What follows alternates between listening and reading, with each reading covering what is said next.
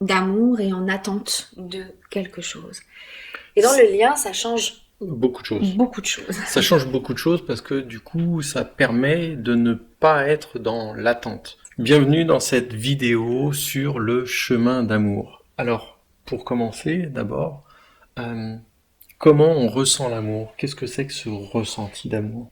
On essaie de catégoriser ce ressenti d'amour, mais l'amour, tout d'abord, c'est quelque chose qu'on ressent dans tout son corps, qu'on ressent dans tout son être, qu'on ressent euh, même au niveau mental. C'est vraiment quelque chose qui anime, qui amène du vivant, qui amène du mouvement, qui amène de l'élan, qui amène de la joie. Et on pourrait dire que l'amour, c'est vraiment à la fois le noyau, le moyen et le contour de tout. C'est à la fois quelque chose qui relie la partie plus humaine et aussi une partie plus spirituelle. Comme tu disais, on le ressent dans son corps, cet amour. Oui. C'est-à-dire que il y a vraiment des ressentis physiques. Ça peut mettre une certaine émulsion interne. Bah, quand on parle de papillons dans le ventre, quand on parle d'avoir des sueurs, des tremblements, de ne plus savoir parler, de perdre ses idées, euh, Mais alors, du coup, qu'est-ce qui fait qu'on a ce ressenti d'amour à des moments bien précis de notre vie? Mais en fait, l'amour, c'est un état d'être. Tout du moins, c'est notre manière à nous de voir les choses. L'amour, c'est à la fois un état d'être et une émotion. C'est-à-dire que nous avons cette capacité d'amour en nous depuis le tout début, voire peut-être même au-delà. C'est vraiment quelque chose qui nous suit, qui nous construit et qui nous permet justement de grandir et d'évoluer. Et c'est à la fois une émotion humaine, vu qu'on peut le ressentir et puis ne plus le ressentir. Donc, c'est vraiment quelque chose de très particulier. L'amour, c'est peut-être l'état d'être et l'émotion euh, la plus globale, celle qui a le plus d'impact et le plus de conséquences dans nos vies. Et du coup, cette émotion, on la ressent vis-à-vis de certaines personnes, vis-à-vis de certaines situations. Alors, dans cette notion d'amour, d'ailleurs, il y a plusieurs notions d'amour. On entend parler d'amour inconditionnel, on entend parler d'amour absolu. Mais du coup, comment qualifier un petit peu ces différents amours et ce qu'on peut ressentir pour certaines personnes et puis peut-être un amour différent pour d'autres? Mhm. Alors, déjà, c'est déjà une distinction. C'est-à-dire que on va parler d'amour vis-à-vis de quelqu'un. Alors qu'il y a aussi des états d'être d'amour constant, régulier, euh, qui n'est pas véritablement dirigé vers quelqu'un. C'est plutôt quelque chose qu'on ressent profondément. Et il est vrai qu'à travers quelqu'un, il est possible que cet amour, et là, moi, pour ma part, j'appelle vraiment cela l'amour absolu, l'amour divin, l'amour sacré, chacun peut y mettre les mots qu'il souhaite, mais cet état d'être intérieur euh, n'est pas conditionné, pour le coup, n'a pas condition d'existence par rapport au regard de quelqu'un, par rapport à la validité de quelqu'un, par rapport même à sa propre validité, j'ai envie de dire, c'est quand cet amour est là, quand cet état d'être est présent, est éveillé, alors euh, rien ne peut l'empêcher, rien ne peut le, le, le changer. On peut simplement le faire encore davantage évoluer. Donc ça, là, je parle de l'état d'être. Quand on est plus sur la partie émotionnelle de l'amour, là, en effet, on est conditionné, c'est-à-dire que cet amour a existence par rapport à quelqu'un, est conditionné par rapport au fait est-ce que l'autre m'aime comme moi je l'aime, est-ce qu'il m'aime de la façon que moi je l'aime, je suis prêt à l'aimer au-delà de mes critères ou mes paramètres, et ça démontre que c'est un amour inconditionnel. Et cet amour inconditionnel, elle n'est pas conditionné par rapport euh, au regard de l'autre. Il est plutôt comment moi, je m'autorise à aimer l'autre quel que soit cet autre. Quel que soit ce qu'il fait, ce qu'il dit, ce qu'il pense, quel que soit son niveau social, ses activités, peut-être même ses travers, voilà. Ça c'est au niveau de la condition. Et là, on est vraiment sur le regard humain de la chose, c'est-à-dire l'amour n'a d'existence, n'est possible que si je suis capable, et ça c'est vraiment quelque chose qu'on voit dans les flammes jumelles, cet amour-là n'est possible que si je suis capable d'aimer mon autre au-delà de tout ce qu'il peut être. Moi, l'amour inconditionnel, ce que ça m'évoque, c'est aussi cette donc absence de conditions, c'est-à-dire comme si on pouvait être en amour en attendant un résultat, son opposé, c'est-à-dire un amour qui ne serait pas inconditionnel, serait un amour dans lequel on attend un résultat, où on a cette action d'être en amour. Encore est-il qu'il faudrait être dans un choix de pouvoir être en amour pour quelqu'un et d'en attendre un retour. Donc quelque part, quand on parle de véritable amour, on parle forcément d'amour inconditionnel. On ne peut pas imaginer un amour où il y a des conditions. Au regard humain, c'est vrai que nous avons été éduqués sur le côté l'amour euh, n'a d'existence que s'il y a des conditions.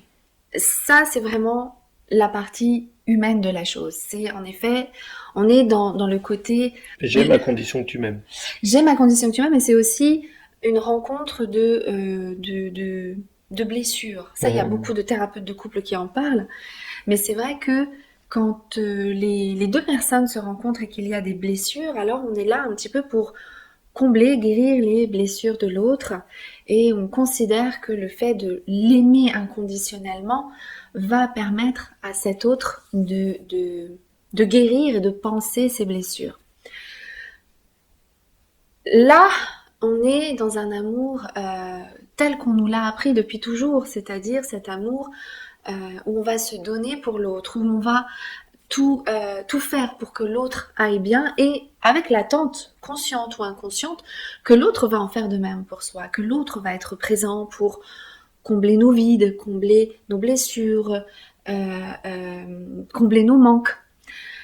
Là, on est vraiment dans un amour humain, conditionné, inconditionné, de tout ce qu'on a pu voir et nous éduquer depuis des années. Et c'est peut-être là qu'il faut faire la distinction avec l'amour absolu. Et avec, non pas un besoin d'être en amour, mais un état d'être en amour pour quelqu'un, quelle que soit sa façon d'être ou ce que lui peut en penser de cet amour. On peut être en amour absolu pour quelqu'un qui ne nous aime pas.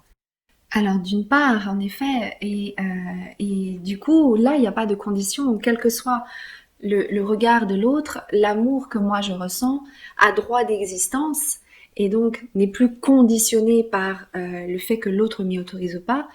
L'amour que je ressens en moi pour un être en particulier ou ce sentiment d'état d'être en général, quand il est là, il est là.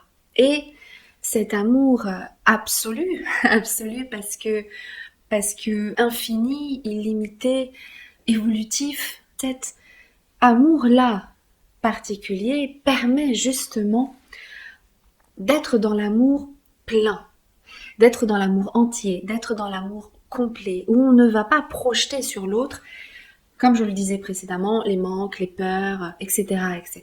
On est dans une posture où on est complet de cet amour, il est à la base de notre vie, et à partir de là, on entre en relation avec l'autre, plein de cet amour, et non pas vide d'amour et en attente de quelque chose.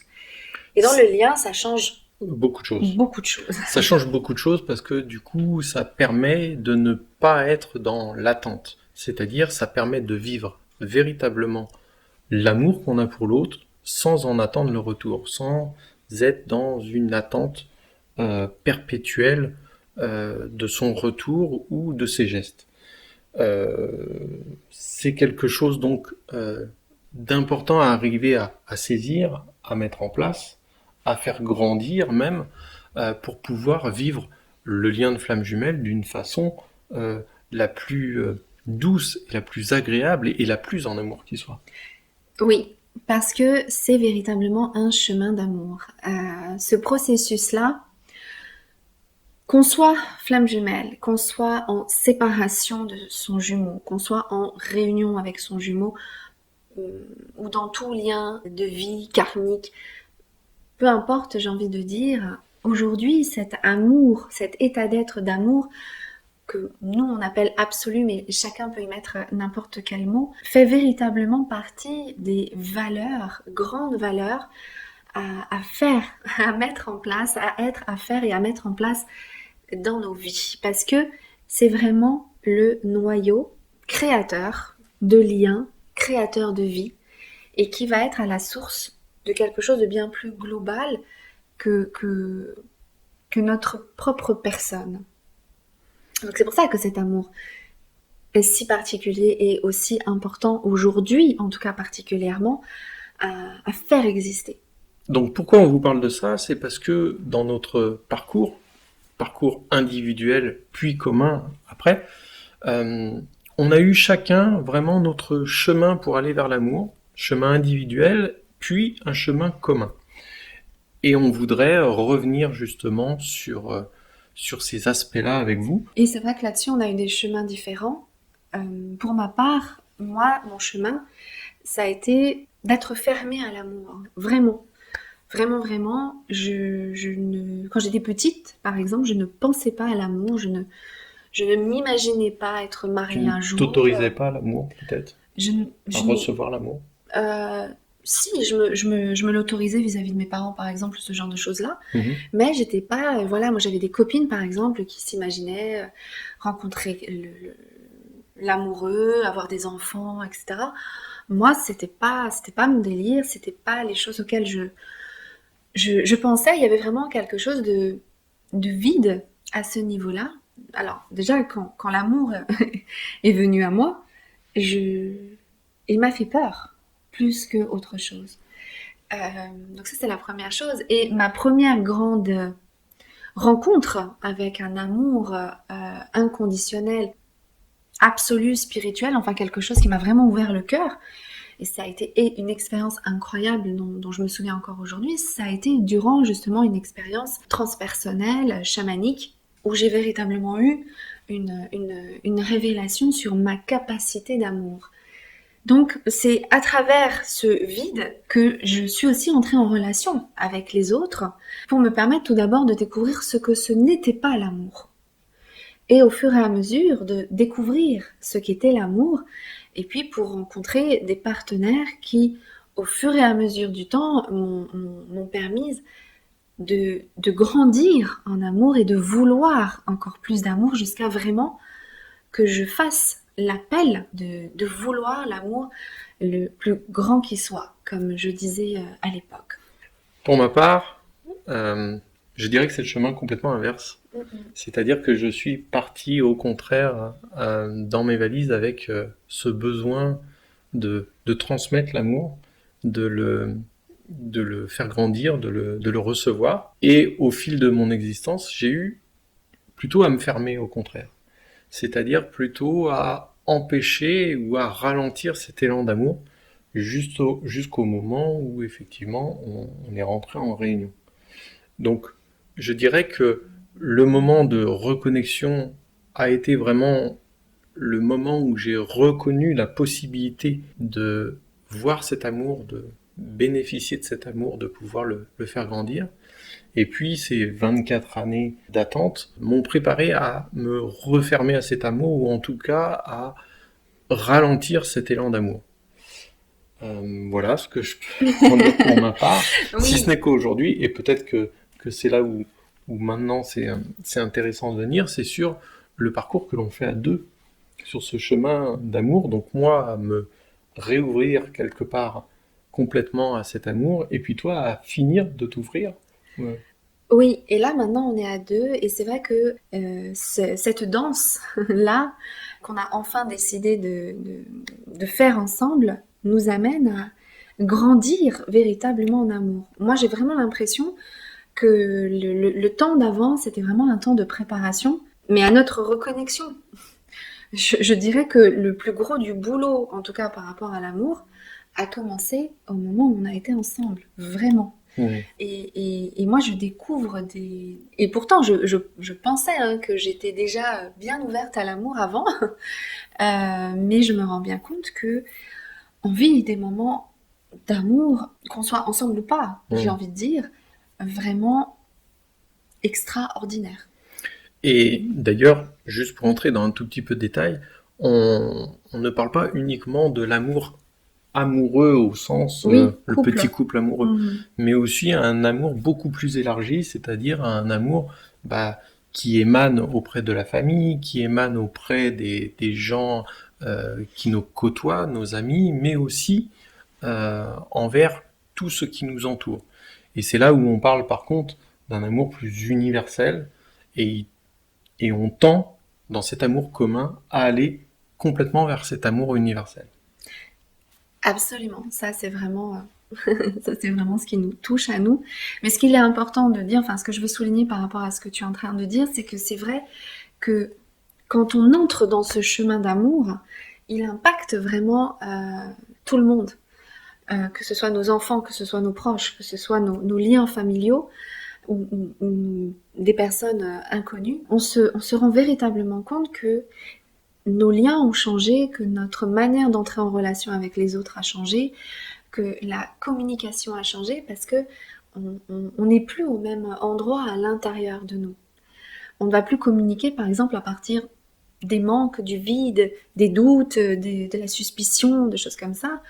On va vraiment être dans un état d'amour et de constance de cet amour qui fait que c'est tout le temps là. Et ça, c'est vraiment une des grandes belles conséquences de cette qualité d'amour qu'on peut avoir. On ne peut pas évoquer le chemin d'amour sans évoquer non plus le chemin de désamour.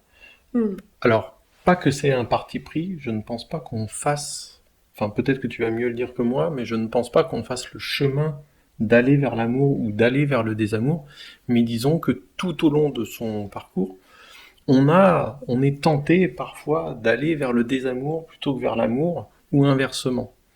Euh, Ce que je veux dire par là, c'est qu'à chaque moment, on peut se laisser aller à tomber dans une façon de voir l'amour justement très humaine, très basée sur l'ego, plutôt que d'aller vraiment vers ce chemin d'amour universel et d'amour de l'autre de façon inconditionnelle et absolue. C'est ça. Et les conséquences, en effet, c'est quand on est dans la peur, dans les doutes, dans les attentes, le manque, La douleur, la tout simplement douleur, parce que la c'est souffrance.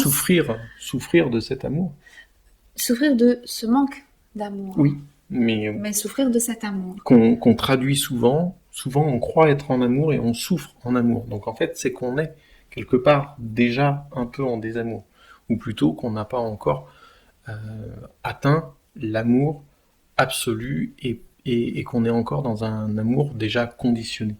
Exactement. Et c'est vrai que cette conséquence-là, quand on est dans cet endroit-là, on va vraiment sentir le vide de l'amour. On va vraiment sentir le manque, on va vraiment être dans quelque chose de douloureux et un des réflexes inconscients, involontaires, c'est de croire que l'autre va combler ça. Alors que la base, tout du moins ce qui est plutôt le plus difficile, mais malheureusement j'ai envie de dire le plus efficace, c'est de comprendre que c'est en soi qu'il est important de mettre cet état d'être en place en remplissant ce puits intérieur qu'on croit être vide, alors qu'en fait, c'est simplement qu'on n'est pas connecté avec. Parce que nous sommes des êtres d'amour, avant tout remplis d'amour dès les premiers instants de nos vies, de nos cellules. Du coup, le chemin d'amour, c'est un chemin de spiritualité, d'éveil à la spiritualité, le véritable chemin d'amour. Alors, je ne peux être que d'accord avec ça, vu que c'est un chemin de transcendance, c'est un chemin de réalisation, c'est un chemin de devenir aussi, je le répète, c'est un véritable chemin du devenir humain. Il est plus que nécessaire de remettre ou mettre cette qualité d'amour absolu, inconditionnel, sacré, divin. Chacun, comme je le dis, y met le mot qui lui parle le plus, mais de le mettre vraiment dans les valeurs du monde de demain, de la création du monde de demain. Et c'est pour ça que c'était un sujet qu'on voulait vraiment Bien aborder, sûr. parce que dans ce lien de flammes jumelles, l'amour est à la base de tout. C'est vraiment, comme je le disais, c'est le noyau, c'est le lien, c'est le contour, c'est vraiment le tout. Et nous avons la chance, dans ces liens-là, eh bien, de ressentir un amour d'une intensité et d'une grandiosité rare. Et Et ce, à chaque endroit du parcours. oui, C'est-à-dire que même en séparation, et j'ai peut-être même envie de dire, surtout au moment où on ressent la douleur, où on ressent le manque, c'est peut-être là le meilleur endroit, le meilleur moyen d'identifier justement son besoin d'amour pour le réajuster euh, dans dans un chemin d'aller vers cet amour absolu et inconditionnel. oui, c'est vrai que c'est un moment très fondateur, le moment de la séparation, parce que c'est vraiment le moment du chemin solo, donc c'est vraiment le moment où on se reconnecte profondément à soi. Alors on va d'abord sentir en effet la souffrance, peut-être la douleur, les manques, etc., etc. Mais c'est justement pour nous amener à réagir et à se remettre vraiment au centre de sa vie avec amour, justement. Donc c'est vrai que l'amour, c'est la base de tout le reste. C'est la base de la liberté, c'est la base de la sagesse, c'est la base de la responsabilité, c'est la base du discernement, c'est la base de la beauté, etc., etc. Alors n'hésitez pas à laisser en commentaire où vous en êtes de cet amour. Est-ce que vous avez ressenti l'amour inconditionnel, l'amour absolu, ou même où vous en êtes dans votre difficulté avec l'amour, peut-être à ressentir le manque. Voilà, laissez-nous vos commentaires, ça nous intéresse. Et vous trouverez aussi également dans la partie présentation les différents services qui sont proposés. Donc tout est détaillé juste en dessous. On vous dit à bientôt et puis on vous remercie. Merci beaucoup, à bientôt. Au Au revoir. revoir.